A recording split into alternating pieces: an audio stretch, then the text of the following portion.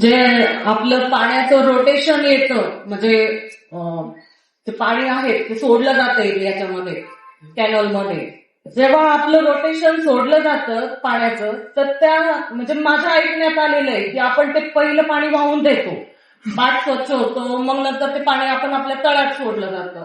तर तसं न करता आपण ज्या वेळेस रोटेशन सोडणार आहे त्याच वेळेस आरोग्य विभाग त्या कॅनलची साफसफाई का नाही करत? म्हणजे माननीय राधाकृष्ण विखे साहेबांनी हे घेतलंय त्याच्यावरती की तो कॅनल अंडरग्राऊंड करणार आहे. त्याच्या आपल्या श्रामकोटच्या वतीने मी त्यांचा आभार मानते आणि मग मला हे उत्तर द्यावं आरोग्य विभाग. तेव्हा आपण कॅनलची साफसफाई करतो, परंतु कॅनलच्या वरचा जो भाग आहे समजा जो हा नाही स्वच्छता तुम्ही करतात. जसं आता दादांनी विषय मांडला की तिथे पाणी सोडलं जातं घरातल्या याचा, मग ते तुमच्या निदर्शनात का नाही आलं याच्या आधी?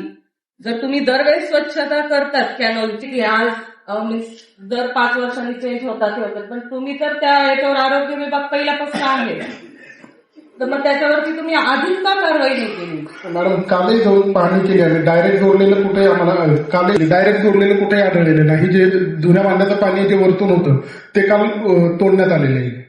काल तोडण्यात आले.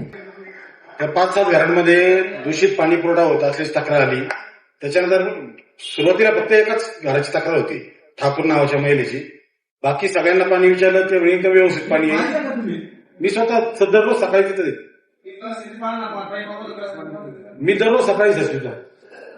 एक मिनिट, व्यवस्थितशी नाहीये. इथे उपस्थित असलेले प्रत्येक नगरसेवकाला तुम्ही विचारा की प्रत्येकाच्या प्रभागामध्ये पाण्याचा विषय थोडा गंभीर्यानेच घ्यावा लागणार आहे. सगळ्यांचाच इथे तो प्रश्न आहे.